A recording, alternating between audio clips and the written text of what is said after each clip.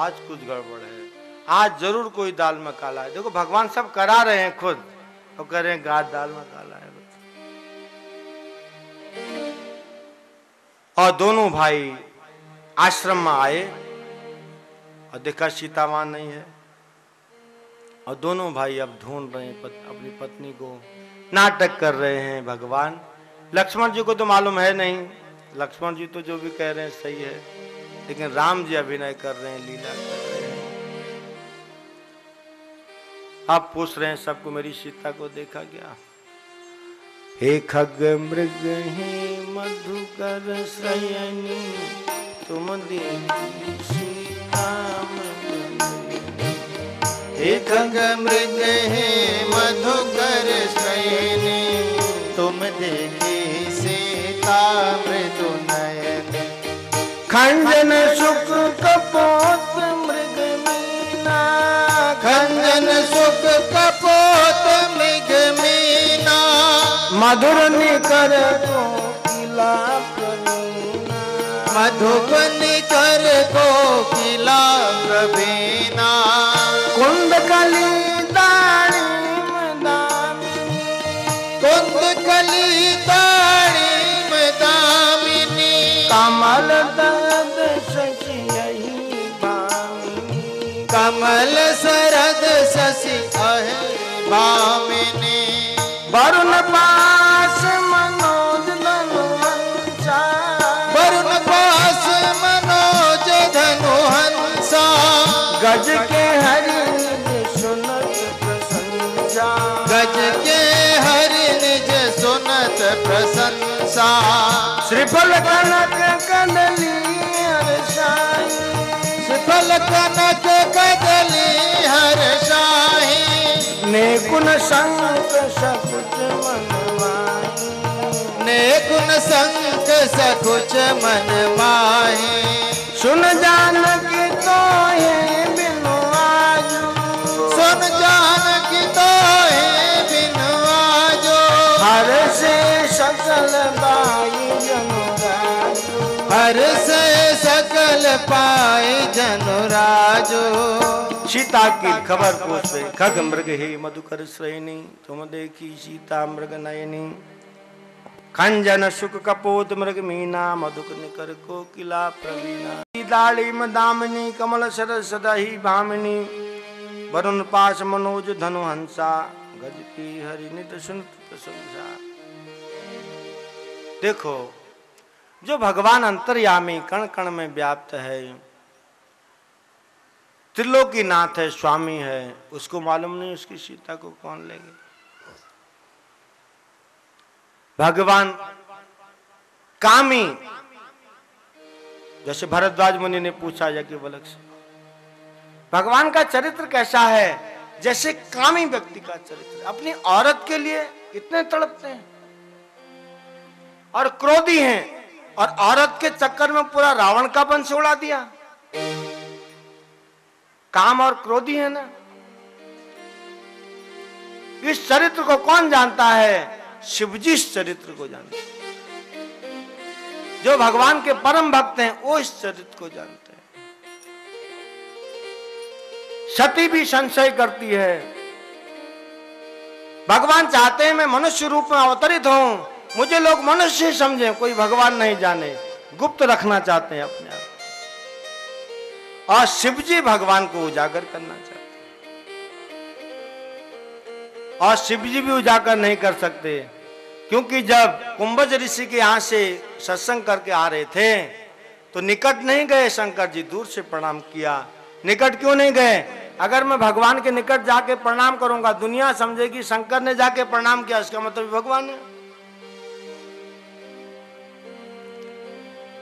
तो मैं दुनिया को बताऊंगा ये भगवान है, दुनिया समझ जाएगी ये भगवान है। अब भगवान ने मन ही मन कहा शंकर जी से, तुम दुनिया को क्या समझाओगे मैं भगवान हूं? पहले अपनी पत्नी को समझा लो ना, पहले तुम अपनी पत्नी सती को समझा लो, दुनिया को बाद में समझाना। और उनकी पत्नी की भी बुद्धि फिर गई। ऐसी लीला ऐसो ही संशय कीन भवा,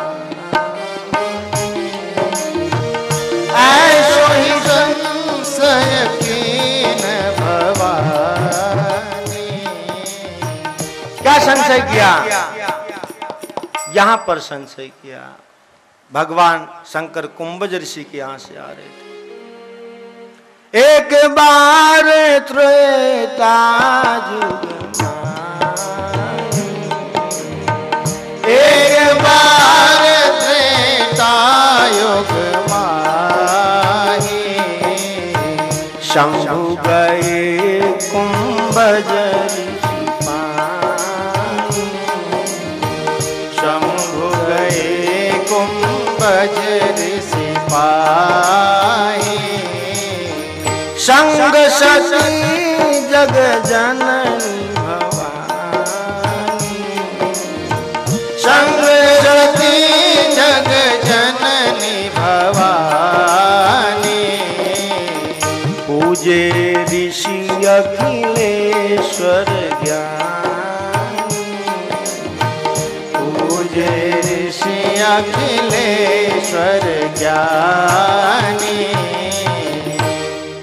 शंकर जी इस लीला को जानो, प्रणाम किया। किसको प्रणाम किया? भगवान को। कौन? ये कौन भगवान? ये जो दिख नहीं रही, रो रहे हैं, ये भगवान है। ये तो अंतर्यामी हुए हैं, फिर उनको मालूम नहीं सीता कौन ले गया। लीला कर रहे हैं देवी, लीला। क्यों कर रहे हैं लीला?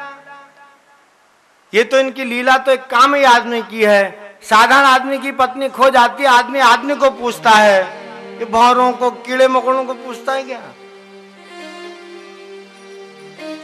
भगवान जानबूझ करके ऐसी लीला कर रहे हैं। क्यों? शिव जी ने कहा भगवान उल्टी लीला कर रहे हैं। क्यों? हम लोगों को सीधा लाने के लिए। कैसे?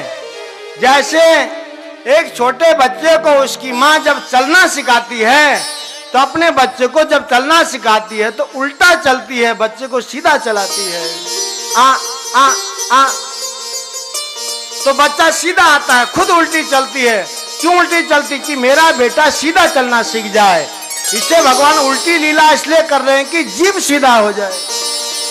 इस भाव को नहीं समझती। ये लीला है, लीला। अब बाद में परीक्षा लेने गई, फेल हो गई। और इसका कारण क्या हुआ? दक्ष प्रजापति के में जान गंवानी पड़ी उसको। तब दूसरे जन्म पार्वती बन के आई। भगवान लीला कर रहे हैं। 7:30 बजे तक कथा करूंगा, सुनोगे? कोई हिलेगा नहीं, बीच में से उठेगा नहीं। हम 11 बजे तक कथा करते हैं, सब दूसरी जगह 11 बजे तक करते हैं, सुनते हैं। तो 7:30 8 बजे तक, क्योंकि आज पहला, फिर कल समापन दिवस, परसों को तो 1 घंटा कथा करूंगा। तो बहुत सारे प्रसंग है। मैं सबरी का प्रसंग आपको सुनाना चाहता हूँ, तो आधे घंटे में कर दूंगा। वैसे तो सबरी जी का प्रसंग 5 दिन का होता है, हनुमान जी का ही चरित्र 7-8 दिन का होता है, तो जल्दी कर देंगे। लेकिन बीच में से नहीं उठेगा कोई, चाहे कुछ भी हो जाए। भगवान के लिए तपस्या करो। मैं भी तो तपस्या कर रहा हूं, मैं पाँव हिला रहा हूं बिल्कुल। आप देखा मैं पाँव हिलाता हूं, पानी पीता हूं, तो रोज बोतल देके जाते हैं, 1 घूंट भी नहीं पीता मैं। और हमारा पाँव देख लीजिए, अगर मैं थोड़ा भी पाँव इधर उधर करता हूँ, 4 घंटा बिल्कुल मैं ऐसे रहता हूँ। तो आप लोग थोड़ा, आप तो पाँव इधर उधर कर ही सकते हो, एक दूसरे की पीठ भी दबा सकते हो, किसी की दर्द हो रही है।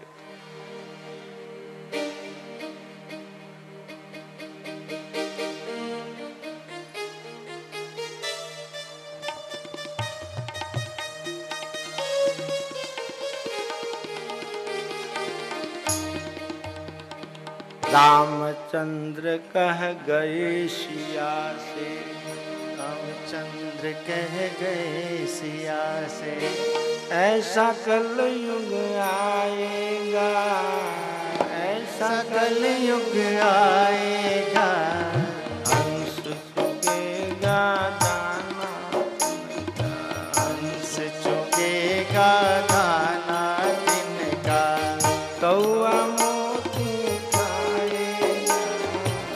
कौआ मोती खाए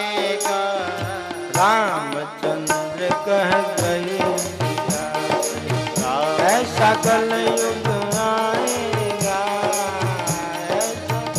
युग आएगा, हंस चुकेगा दाना तिनका, चुगेगा दाना तिनका, कौआ मोती खाएगा, कौआ मोती खाएगा, रामचंद्र कह गए सिया गया। रामचंद्र कह गए सिया से। ये भी भजन है, एक फिल्म का है लेकिन बहुत अच्छा है। इसको मैं कल सुनाऊंगा आपको या परसों को। और याद भी तो करना पड़ेगा, फिल्मी गाने हम जाने, लेकिन बहुत अच्छा है। परसों ही मैंने सुना था। श्री राम जय राम जय, श्री राम जय राम जय जय राम, श्री राम जय राम जय राम, श्री राम जय राम जय जय राम, श्री राम जय राम जय राम, श्री राम जय राम जय जय राम, श्री राम जय श्री राम जय राम जय जय राम, श्री राम जय राम जय जय राम, श्री राम जय राम जय जय राम। बोले श्यावर रामचंद्र भगवान जय।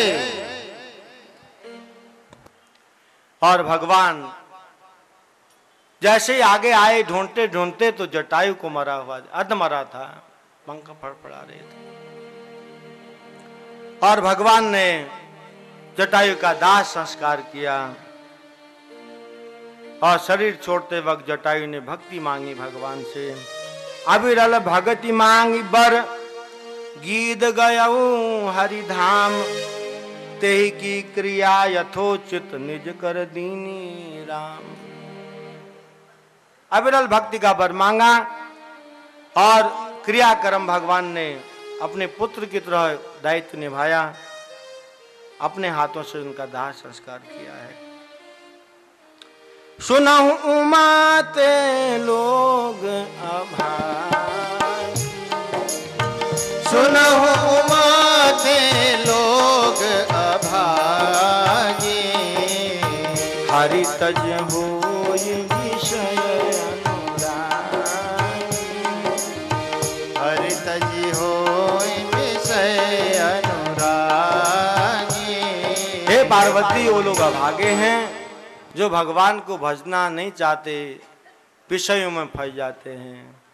जो भगवान गिद्ध का, पक्षी का भी अपने पिता की तरह एक पुत्र की भूमिका निभा रहे हैं दाह संस्कार में, तो जो उनका भजन करेगा क्या उसकी रक्षा नहीं करेंगे।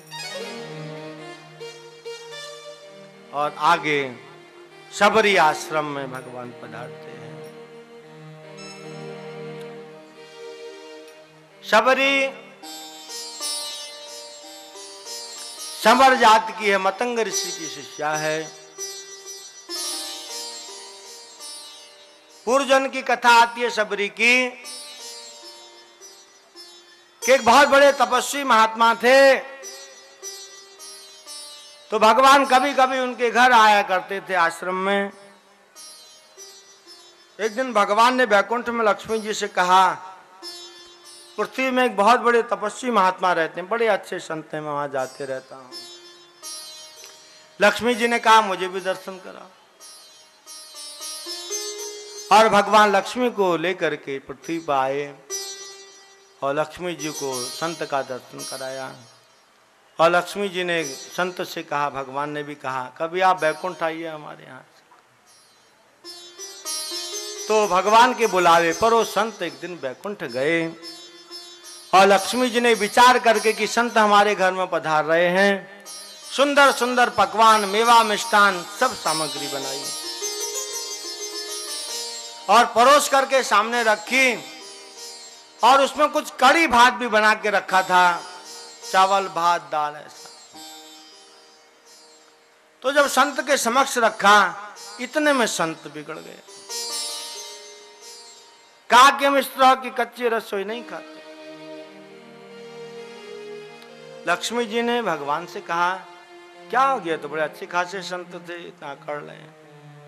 भगवान ने कहा अकड़ नहीं रहे, वो बैरागी लोग हैं, उनकी टकसाल के हिसाब से वो लोग किसी के हाथ का पकाया हुआ नहीं खाते, और वो लोग हमको घर गृहस्थी समझ रहे हैं, तुम हम शादीशुदा हैं कि नहीं है, और वो फक्कड़ बैरागी लोग हैं, हमारे हाथ का नहीं खाते हो। लक्ष्मी जी ने कहा भजन हमारा करते हैं, और हमारा भजन करके ही लोग इनको महात्मा कहते हैं, और हमारे हाथ का नहीं खाते। तो लक्ष्मी ने बिगड़ गई महात्मा के ऊपर, मेरे पति का भजन करते हो, हमारा भजन करते हो, तब दुनिया तुमको महात्मा करती है, पूछती है, और अभी खाने में इतने नखरे दिखा रहे हो, जाओ मैं तुमको श्राप देती हूं, कभी सूखी रोटी नसीब नहीं होगी तुमको। महात्मा ने कहा सूखी रोटी नसीब नहीं होगी ना, मालपुए तो खाएंगे, गुलाब जामुन खाएंगे, पूड़ी खाएंगे, रोटी नहीं खाएंगे, और क्या। इससे बैरागियों में परंपरा है, वो लोग रोटी नहीं बनाते, 20-25 रोटी की एक ही रोटी बनाएंगे, कहा रोटा बनाएंगे, रोटी नहीं मिलेगी ना, रोटा खा लेंगे।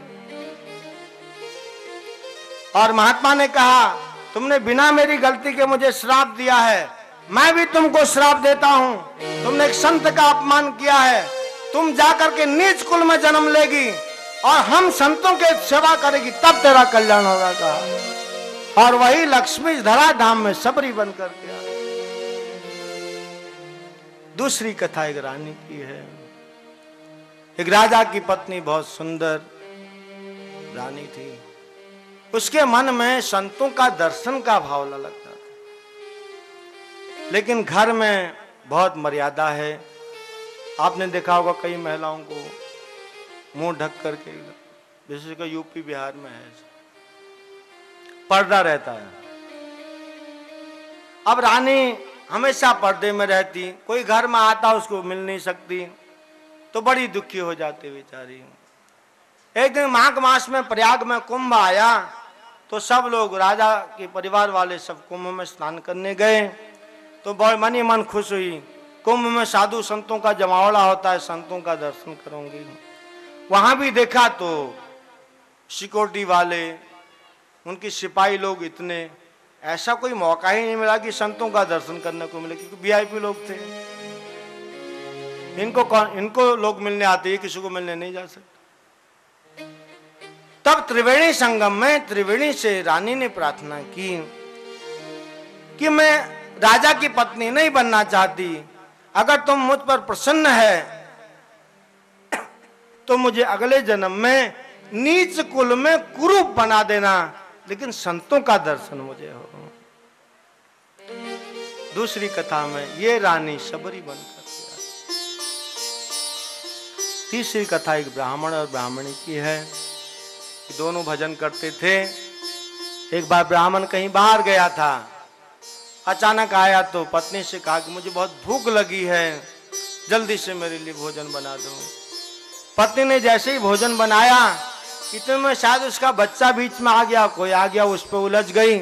इतने में ब्राह्मण दुखी हुए और श्राप दिया कि तू नीच कुल में जाके जन्म ले, तूने पति की सेवा छोड़ करके तू दूसरे पर लग गई। ऐसा 3 कथाएं आती हैं।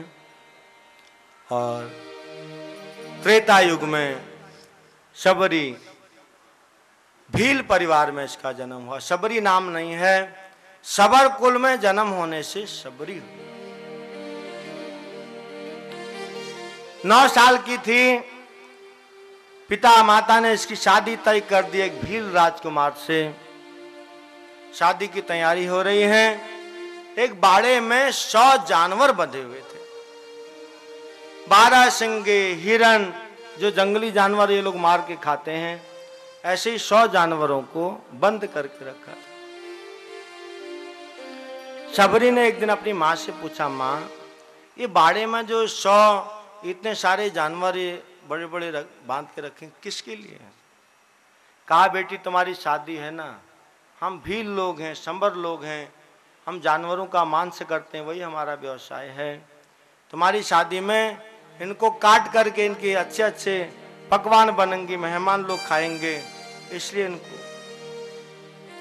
अब जब सबरी बाड़े में गई तो जो बंधे हुए जानवर से टुकुर टुकुर करके बच्ची की तरफ देख रहे थे। ये जाति ऐसे देखते, ऐसे और भक्त तो है ये, भक्ति मन में उसकी दया भाव है। जब इस बच्चे ने सोचा ये जानवर मेरी शादी के लिए, मेरी खुशी के लिए इनकी गर्दन कटेगी, तो आधी रात में अपने घर से निकली और बाड़े के मेन गेट को खोल दिया। और जानवर मेन गेट से जब बाड़े से बाहर जाने लगे, ये गेट पर खड़ी थी। सब जानवरों ने जाते हुए बच्ची को आशीर्वाद दिया, बेटी तूने हमको बाड़े से मुक्त किया है, हम आशीर्वाद देते हैं तू भव बंधन से मुक्त हो जाए। और उसी रात को ये घर से भाग गई, क्योंकि भील राजा की लड़की है, कोई छोटी मोटी तो है नहीं, और जंगलों में सब भीलों का साम्राज्य है। रात को भागी तो भागती रही, बहुत दूर निकल गई, सुबह तक चलती रही। जब सुबह हुई जाके देखा बहुत दूर आ गई हूं। जब इसने देखा दूर जाकर के कि यहां तो बहुत सारे साधु संतों के आश्रम हैं, लेकिन उस वक्त की मर्यादा के अनुसार आश्रमों में स्त्रियों का प्रवेश वर्जित था, महिलाओं को नहीं आने देते। अब ये क्या करती, रात को जब सब संत लोग सो जाते तो सब संतों के आश्रमों में जाती, सफाई करती, पानी भरती, जंगल से लकड़ी तोड़ करके लाती, लकड़ियां के गट्ठे लगा देती। और साधु संत लोग सुबह जहां पाखाना दिशा मैदान जाते थे, जो रास्ते में कंकड़ पत्थर होते उनको बीन देती, कांटों को किनारे कर देती, जो वहां मल मूत्र पड़ा रहता उसको साफ कर देती। और इसने वो सेवा शुरू कर दी चुपचाप, और दिन में जाकर के जंगल में छुप जाती। अब एक दिन हुआ, 2 दिन हुआ, बहुत दिन हुआ। अब साधु संतों में चर्चा हुई कि आजकल कुछ चमत्कार हो रहा है आश्रम में। क्या? पानी भरा हुआ मिलता है, लकड़ी नहीं लानी पड़ती, लकड़ी के चट्टी किचन में तैयार मिलते हैं, आश्रम साफ मिलता है, यहां तक कि हम जहां मलमूत्र त्यागने जाते हैं वो जगह भी साफ मिलती है। तो कुछ चेला लोगों ने कहा अच्छा ही तो है, रोज हमको करना पड़ता था, अब करा कराए मिलता है, दिन भर आराम करें।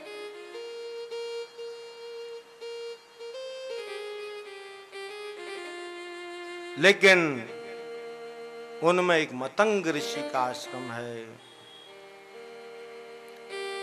मतंग ऋषि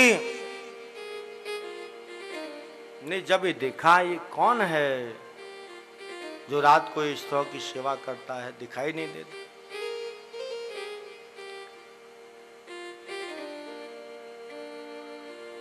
तो एक दिन अपने शिष्यों से कहा पता लगाओ ये चोर कौन है। चोर का मतलब हमारे घर में कोई चोरी करे संपत्ति की, उसको चोर कहते हैं। हमारे गहने चुराए उसको चोर कहते हैं। लेकिन आश्रमों में सेवा करने वाले को चोर कैसे कहते हैं? मतंग ऋषि ने कहा ये चोर है। हम जो घर बार छोड़ करके यहाँ इतने लाखों साल से तपस्या कर रहे हैं, ये सेवा करके हमारे तपस्या के फल को चुरा रहा है।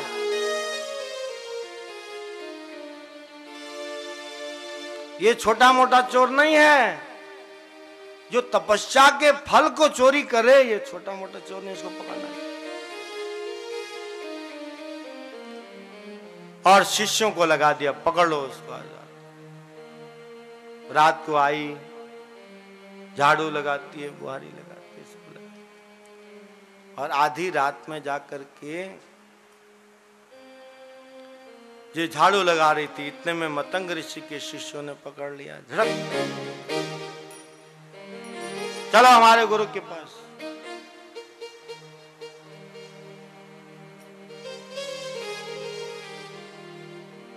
रोने लगी, कांपने लगी, थक। चलो चलो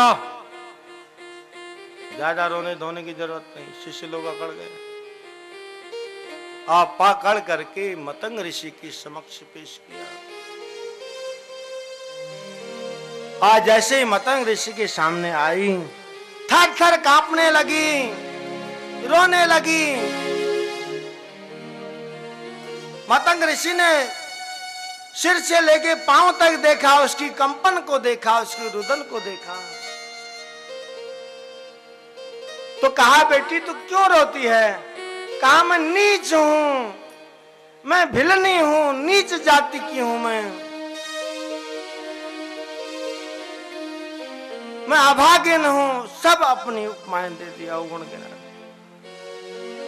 और मतंग ऋषि ने जब देखा कि इसका शरीर तो पूरा राममय है, भक्तमय है,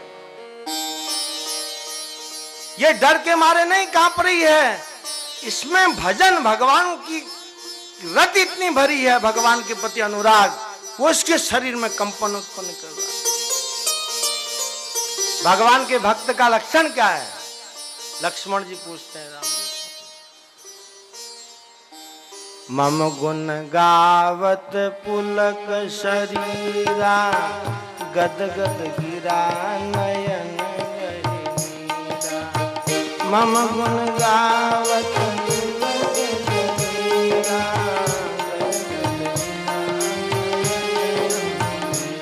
भगवान के भक्त का मुझे भगवान में रति है, अनुराग है। इसका प्रमाण क्या है? भक्त रोता है।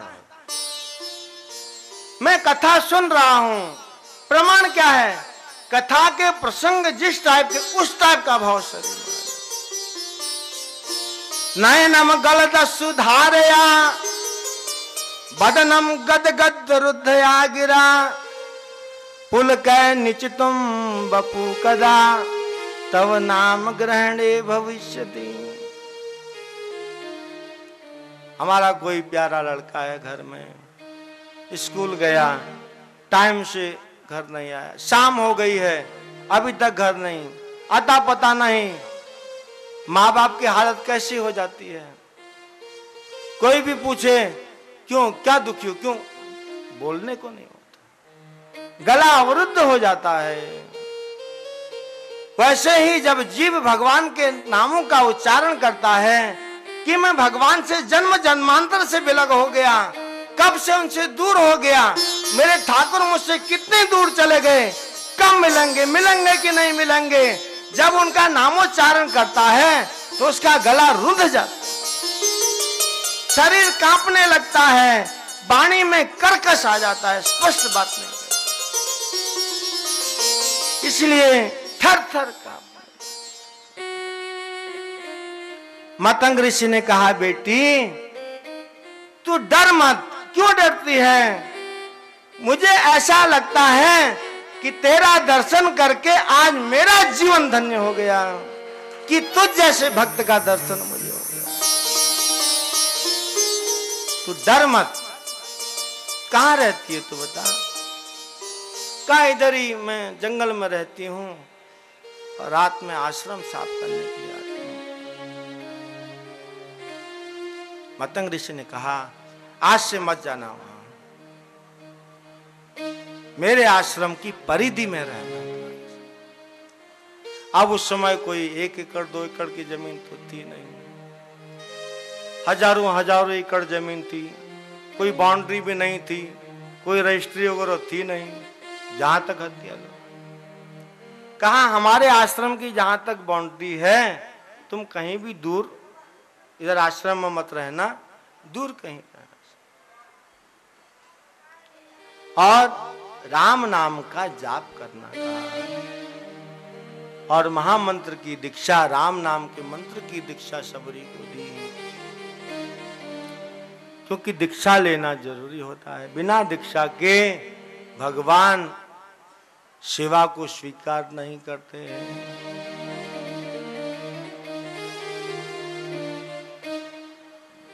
जैसे कोई गवर्नमेंट नौकरी में है लेकिन टेम्परेरी है, फैक्ट्री में भी, कंपनियों में देखा होगा टेम्परेरी रखते हैं डेली वेजेज पर, तो जितना काम करेंगे उतना ही पैसा।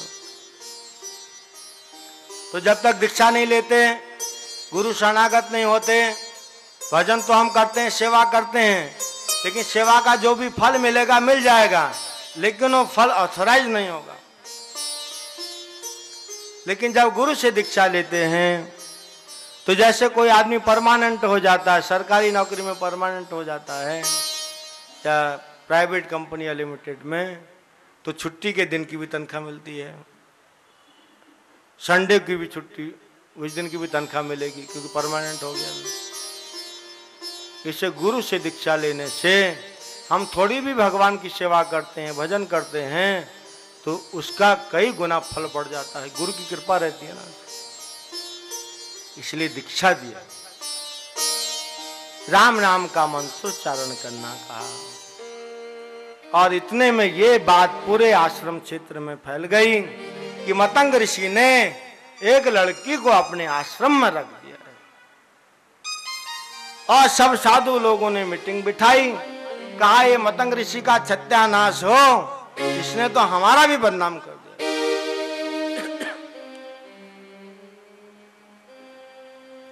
अब मतंग ऋषि के शिष्यों ने कहा, गुरुजी आपका नाम खराब हो रहा है, ऐसा ऐसा साधु लोग बोल रहे। मतंग ऋषि ने कहा, ये जो लोग मेरे बारे में उल्टी सीधी बातें कर रहे हैं, ये खुद तो भक्त है नहीं, इनको भक्ति की पहचान तो है नहीं, ये तो सिर्फ बाहरी ढांचा देखते हैं, सिर्फ कौन क्या कर रहा है। तो मैं ऐसे लोगों की परवाह नहीं करता जो भजन का करें ढंग और अंदर करें कुछ और। वो भक्त